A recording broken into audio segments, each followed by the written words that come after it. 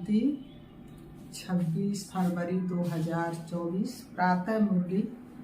ओम शांति। बाप दादा मधुबन।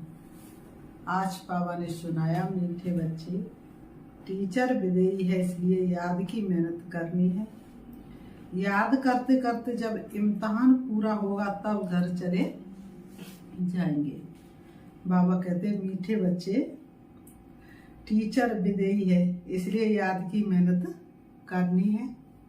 याद करते करते जब इम्तिहान पूरा होगा तब घर चले जाएंगे।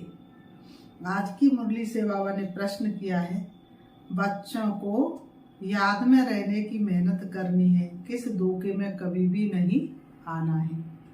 बच्चों को याद में रहने की मेहनत करनी है, किस धोखे में कभी भी नहीं आना है। उत्तर में बाबा ने बताया, आत्मा का साक्षात्कार हुआ, झिलमिल देखी, इससे कोई फायदा नहीं। ऐसे नहीं कि साक्षात्कार से या बाबा की दृष्टि पड़ने से कोई पाप कट जाएंगे या मुक्ति मिल जाएगी। नहीं, ये तो और ही धोखे में रह जाएंगे। याद की मेहनत करो, मेहनत से ही विकर्मातीत अवस्था होगी।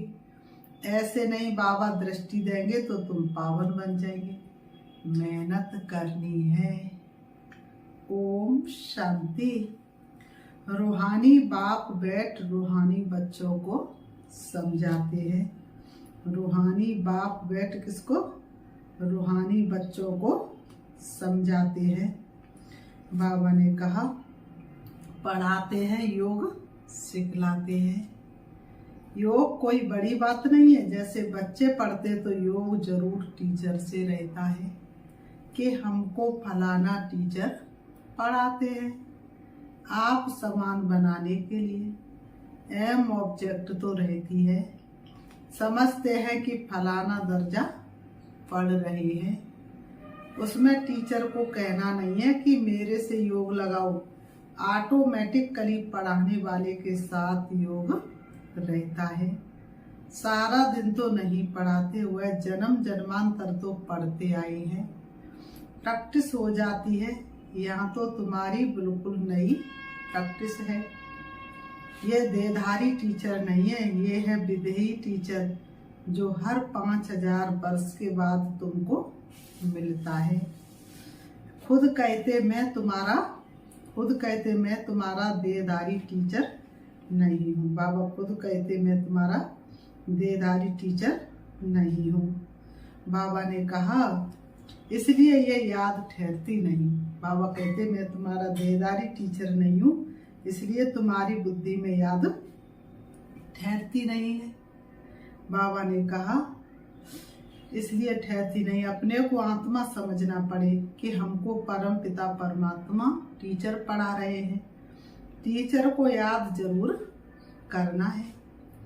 जब तक इम्तिहान पास हो, याद करते करते इम्तिहान पास हो जाएगा, फिर चले जाएंगे घर। इम्तिहान पूरा होते ही ड्रामा फिनिश हो जाता है। जैसे ही बच्चा इम्तिहान में पास हो जाता है तो क्या हो जाता है? ड्रामा फिनिश हो जाता है। फिर तुम बच्चों को मालूम है कि हमारी आत्मा में पार्ट भरा हुआ है। 84 जन्मों का जो हमको बचाना है, ये भी अभी मालूम है। पीछे वहाँ ये याद नहीं रहेगा। यहाँ तुमको सारी नॉलेज मिलती है। टीचर ही बैठ सारी नॉलेज बच्चों को समझाते हैं। जो समझते रहना है और याद में भी जरूर रहना है। घड़ी घड़ी बाप कहते हैं, मन मनावो। श्री बाबा कहते, बच्चों मन मनावो अर्थात मन ही मन मुझको याद करो। मन मनावो का अर्थ भी है, बच्चे समझते अक्षर राइट है। बच्चे समझते अक्षर तो राइट है, बिल्कुल सही बात है। बाप खुद कहते मुझे याद करो तो विक्रम विनाश होंगे। इसमें टाइम तो लगता है। बुद्धि ईश्वर से लग जाए तो बाबा का लगाने में टाइम तो लगता है। अपनी जांच करनी है। जैसे पढ़ाई में और सब्जेक्ट होती है, हिस्ट्री, हिसाब किताब, साइंस आदि, स्टूडेंट समझते हम कहाँ तक पास होंगे। तुम बच्चों की बुद्धि में है कि हम इतने इतने मार्क्स से पास होंगे। अपने को देखना चाहिए कि हम बाबा को भूल तो नहीं जाते हैं। बहुत लिखते बाबा, बहुत बच्चे लिखते बाबा, क्या करे माया घड़ी घड़ी भुला देती है। बहुत माया के तूफान आते, विकल्प आते, ना समझने के कारण लिखते बाबा इसमें पाप तो नहीं लगता। ऐसे ऐसे संकल्प विकल्प आते, देखने से ख्याल आता ये करें, इसमें पाप तो नहीं लगता। बाप कहते हैं नहीं, पाप तब होगा जब कर्म इंद्रियों से विक्रम करेंगे। मन में तो तूफान बहुत आएंगे, बहुत संकल्प विकल्प बनेंगे, लेकिन पाप कब लगेगा? जब बाबा ने कहा कर्म इंद्रियों से विकर्म करेंगे तब पाप लगेगा। बाबा कहते हैं, बाबा बार बार समझाते रहते हैं। बच्चों को ज्ञान तो है, ये भी जानते हैं कि विष्णु और श्री कृष्ण को सुदर्शन चक्र क्यों दिखाया है, उन्होंने क्या किया। वास्तव में इस समय तुम बच्चों के पास स्वदर्शन चक्र, स्वदर्शन आता स्वयं का दर्शन, चक्र क्यों दिखाया? दिखाते अकासुर बकासुर को मारा। बाबा कहते अब मारने की तो कोई बात ही नहीं, ये तो अपने पाप कटने की बात है। श्री बाबा को भी कहेंगे ना स्वदर्शन चक्रधारी, उनको सारे चक्र का ज्ञान है। आत्मा को बाप से ज्ञान हुआ है, आत्मा को श्री बाबा से ज्ञान हुआ है। ये सृष्टि का चक्र कैसे फिरता है, मनुष्यों से पूछो तो उन्हें तो कुछ पता नहीं है। तुम बच्चों को सब कुछ मालूम हुआ है, किसके द्वारा? बाप के द्वारा। स्वदर्शन चक्र धारण कर अपने पापों को भस्म करना है, स्वयं का दर्शन करते करते अपने विकर्मों का विनाश करना है। ज्ञान को धारण कर बाप को याद करो, बाप को याद करने से ही विकर्मों का विनाश होता है। हर एक को अपने लिए मेहनत करनी पड़ती है। जन्म जन्मांतर के विक्रम विनाश करने के लिए हर एक को अपने ऊपर मेहनत करनी पड़ती है। ऐसे नहीं बाबा दृष्टि बैठ देंगे कि इनके पाप कट जाए। बाप बैठ ये धंधा नहीं करते हैं। कोई किसी के लिए कहते तुम हमारे लिए योग कर देना, कोई कहेगा बहन दीदी हमारे लिए थोड़ा दृष्टि दे देना। बाबा ने कहा दृष्टि दी, शांति मिली, योग किया, शक्ति का अनुभव हुआ, लेकिन विक्रम विनाश तो अपनी तपस्या के बल से ही होते हैं। यूं तो सबको देखेंगे ही, देखने से व ज्ञान देने से विक्रम विनाश नहीं होंगे।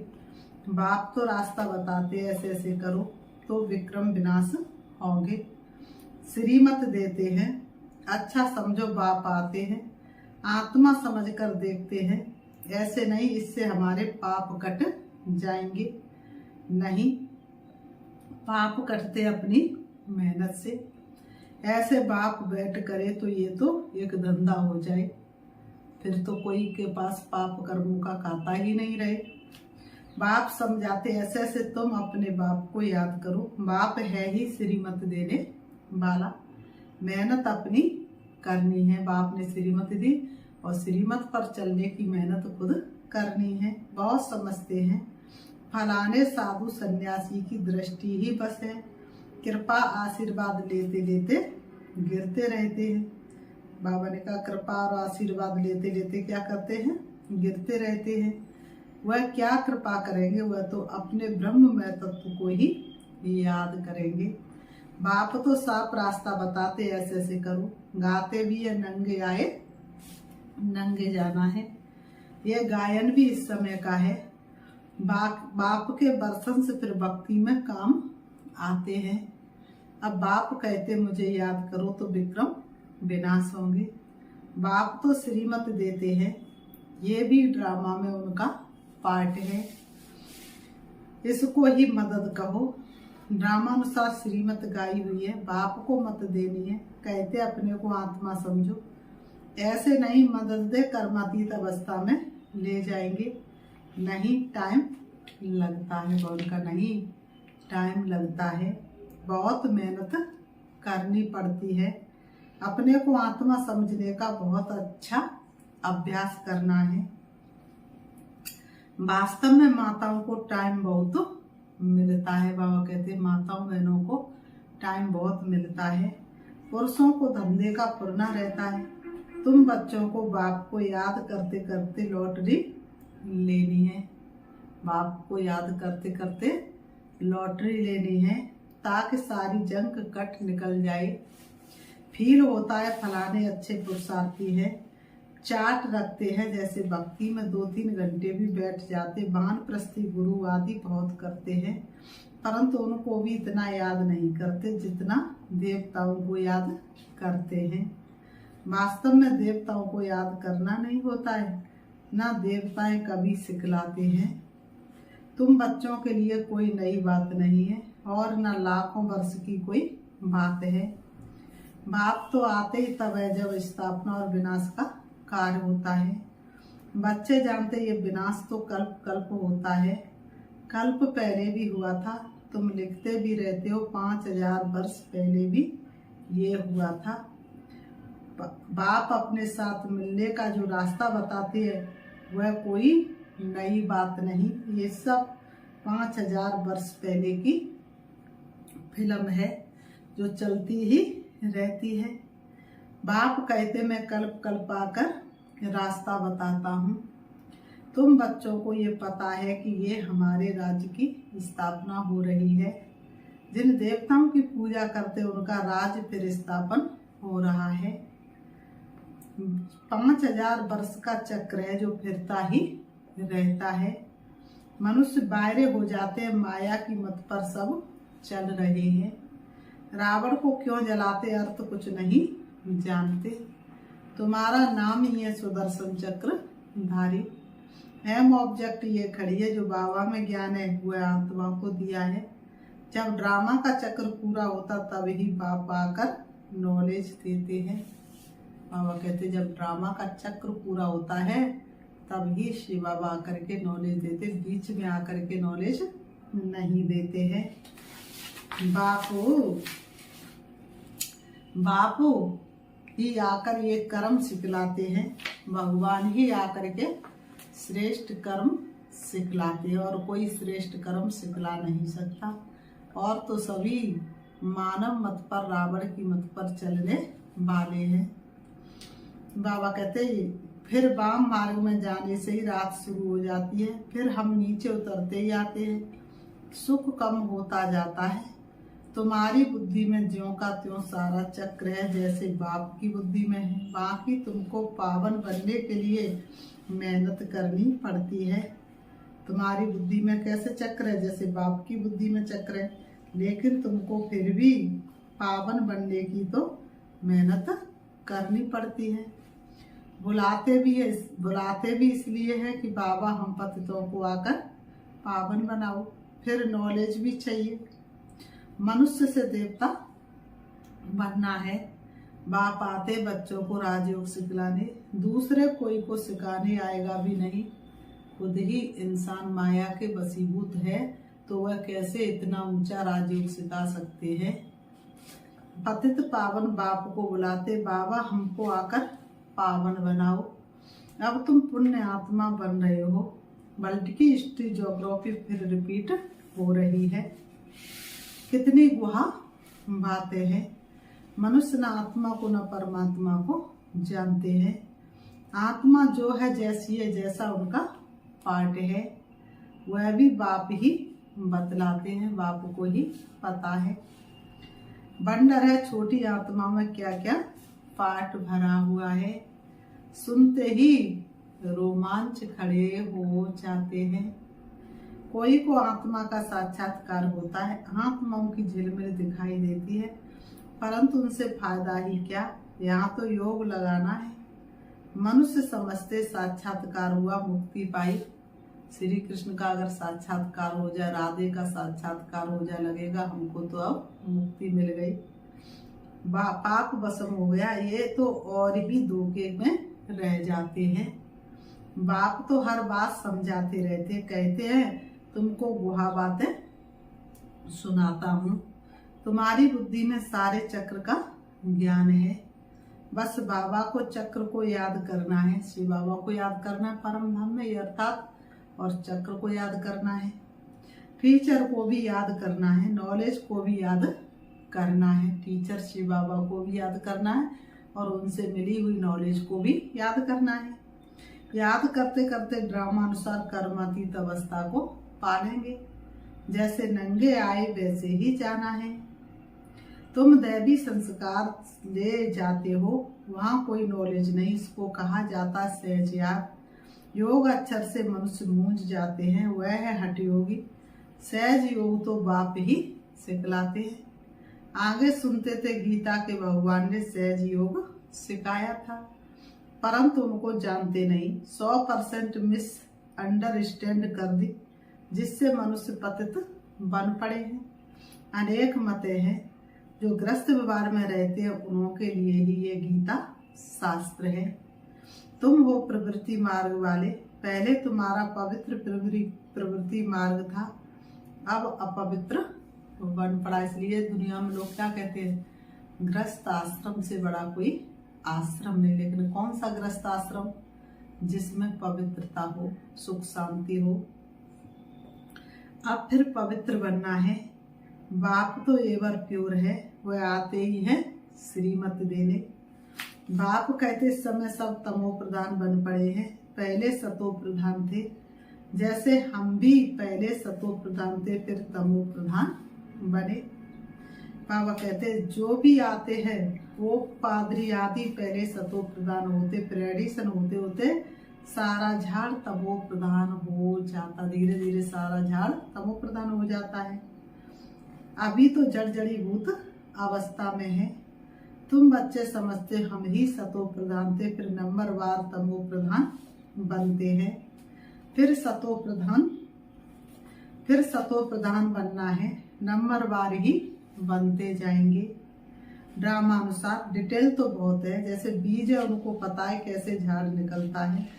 इस मनुष्य सृष्टि झाड़ का राज बाप ही बताते हैं। बागवान भी वही है, जानते हमारा बाग कैसा अच्छा था। बाप को तो नॉलेज है ना, कितना फर्स्ट क्लास खुदाई बगीचा था। अभी तो शैतानी बगीचा है। देखो माया रावण ने क्या दुर्गति कर दी है। अभी कैसा बगीचा है? शैतानी बगीचा है। अभी तो शैतानी बगीचा, शैतान कहा जाता है रावण राज्य को, जहां तहां मारा मारी लगी हुई है। अभी बाकी जो एटॉमिक बॉम्ब्स रहे हुए हैं वह भी तैयार कर बैठे हैं। नेचुरल कैलेमिटी की तो आ गई सारी। तो बाबा ने कहा सब समझते ये कोई रखने की चीज नहीं, इनसे विनाश होना है जरूर। अगर विनाश ना हो तो सतयुग कैसे आएगा? ये तो बिल्कुल साफ है, भल दिखाते हैं। महाभारत लड़ाई लगी थी, दिखाते महाभारत लड़ाई लगी। 5 पांडव बचे। अब ऐसा कैसे हो सकता है कि सिर्फ 5 पांडव बचे, वह भी गल मरे। परंतु रिजल्ट कुछ नहीं, ये भी ड्रामा बना हुआ है जो बाप बैठ समझाते हैं। भारत को ही लूटा फिर रिटर्न दे रहे हैं, पिछाड़ी तक देते रहेंगे। ये भी तुम जानते, विनाश में सब कुछ खत्म हो जाएगा। जब हमारा राज था तो दूसरा कोई का राज था नहीं। History must repeat. भारत फिर हेवन बनेगा, लक्ष्मी नारायण का राज्य होगा और कोई खंड का वहां नाम नहीं। अब है कलयुग का अंत, फिर इन लक्ष्मी नारायण का राज्य आएगा। हम फिर ये बनते हैं, बाप कहते मैं आया हूँ राजयोग सिखलाने। कल्प कल्प अनेक बार तुम मालिक बने हो। इन्हों की सारे विश्व में राजधानी थी। बड़े अक्लमंद थे, वहाँ उनको वजीराज से राय लेने की जरूरत नहीं। यह ड्रामा बना हुआ है, फिर रिपीट होगा। श्री कृष्ण के मंदिर को कहते सुखधाम। शिव बाबा आकर सुखधाम स्थापन करते हैं। वह खुद कहते कृष्ण से 3000 वर्ष पहले भारत स्वर्ग था। पहले एक धर्म था, फिर दूसरे धर्म आए। बच्चों को बंडर खाना चाहिए। बाबा हमको बादशाही कैसे देते? बाप आकर भक्ति का फल देते हैं। कितना सहज है, परंतु समझेंगे वही जिन्होंने कल पहले समझा होगा। नंबरवार पुरुषार्थ अनुसार फिर बाबा कहते हैं, अच्छा मीठे मीठे सिखी लते बच्चों प्रति माता पिता बाप दादा का याद प्यार और गुड मॉर्निंग। रूहानी बाप की रूहानी बच्चों को नमस्ते। हम रूहानी बच्चों की रूहानी बाप दादा को याद प्यार और नमस्ते नमस्ते नमस्ते। धारा के लिए मुख्य सार नंबर 1, स्वदर्शन चक्र को धारण कर अपने पापों को भस्म करना है। स्वदर्शन चक्र को धारण कर अपने पापों को भस्म करना है। संभाल करो कर्मेंद्रियों से कोई भी पाप कर्म ना हो। कर्मातीत बनने की स्वयं मेहनत करो। कर्मातीत बनने की स्वयं मेहनत करो। नंबर 2, साक्षात्कार की आस नहीं रखनी है। साक्षात्कार करने से मुक्ति नहीं मिलती, पाप नहीं कटते, साक्षात्कार से फायदा नहीं है। जंक निकलेगी बाप और नॉलेज को याद करने से। आज की मुरली से बाबा ने वरदान दिया है, चेहरे द्वारा सर्वश्रेष्ठ प्राप्तियों का अनुभव कराने वाले सर्व प्राप्ति संपन्न भव। चेहरे द्वारा सर्वश्रेष्ठ प्राप्तियों का अनुभव कराने वाले सर्व प्राप्ति संपन्न भव। स्पष्टीकरण है, संगम युग पर आप ब्राह्मण आत्माओं को वरदान है सर्व प्राप्ति संपन्न भव। संगम युग पर आप ब्राह्मण आत्माओं को वरदान है सर्व प्राप्ति संपन्न भव। ऐसी वरदानी आत्माओं को मेहनत नहीं करनी पड़ती। उनके चेहरे की चमक बताती है कि इन्होंने कुछ पाया है। ये प्राप्ति स्वरूप आत्माएं। कोई कोई बच्चों के चेहरे को देख लोग कहते हैं कि ऊंची मंजिल है, इन्होंने त्याग बहुत ऊंचा किया। त्याग दिखाई देता लेकिन भाग्य नहीं। जब सर्व प्राप्तियों के नशे में रह अपना भाग्य दिखाओ तो सहज आकर्षित होकर आएंगे। आज की मुरली से स्लोगन है, जहाँ उमंग उत्साह और एक रस का संगठन है वहाँ सफलता समाई हुई है। जहाँ उमंग उत्साह और एक मत का संगठन है वहाँ सफलता समाई हुई है। अच्छा, ओम शांति। अभी हम प्यारे बाबा को यथार्थ रीति से याद करते हैं, चलेंगे, अपने मन को एकाग्र करेंगे, देखेंगे अपने आप को। मैं एक आत्मा हूँ, मैं पद्मा पदम भाग्यशाली आत्मा हूँ। स्वयं भगवान मुझे मिला है। मेरे मन के अंदर हमेशा उमंग उत्साह है। सोचो तो जरा, मेरा कौन साथी बना है, मुझे कौन साथ देता है, मुझे कौन मीठे बच्चे कह करके रोज जगाता है, मुझे कौन सुनाता है। मेरा वरदानी, मेरे सिर पर वरदानी हाथ हमेशा किसका है। सोचो, स्वयं भगवान मेरा साथी है। स्वयं भगवान मुझे डेली प्यार से पुचकार दे रहे हैं। उससे ज्यादा भाग्य और क्या हो सकता है। वो मुझे हर कदम पर मदद दे रहे हैं। वो मेरा हाथ में हाथ लेकर के चल रही है। वो हर सेकंड मेरे साथी है। इससे बड़ा भाग्य और दुनिया में क्या हो सकता है। तीनों लोगों का मालिक, सर्व शक्तियों का सागर मेरा हो गया, जो मुझे हर कदम पर साथ दे रहे हैं। उनकी छत्र छाया हमेशा मेरे ऊपर है। मैं उनकी छत्र छाया के नीचे हूँ। ओम शांति।